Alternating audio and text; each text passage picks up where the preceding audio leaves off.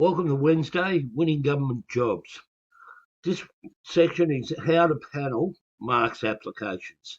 Yesterday, I showed you what happens after you press submit. Today, I'm going to explain how government panels actually work, how we actually mark your application.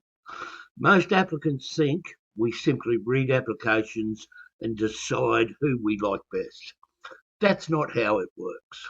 So before we even open your application, we have already agreed on three things: the level of the role, the roles and responsibilities, and the selection criteria, what we are actually looking for.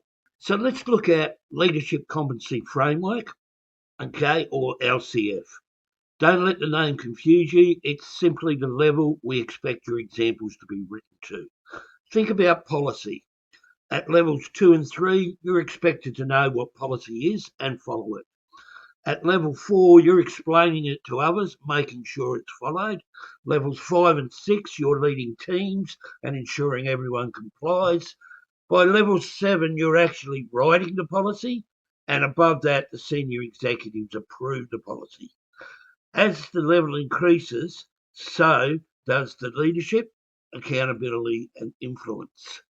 So if you're writing for a level 6, we expect you to show the appropriate examples for that level.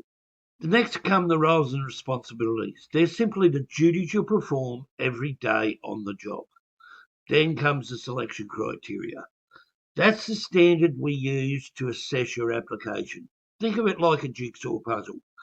The LCF tells us the level, the roles and responsibilities tells us what you'll do, and the criteria tells us how you'll be assessed.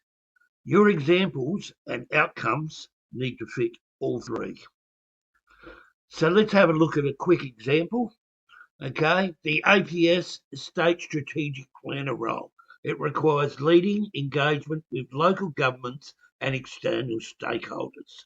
So it's all about communication. The response describes coordinating multi-million-dollar government programs, working with First Nations councils, supporting Queensland councils, preparing executive reports, and delivering reasonable, measurable outcomes.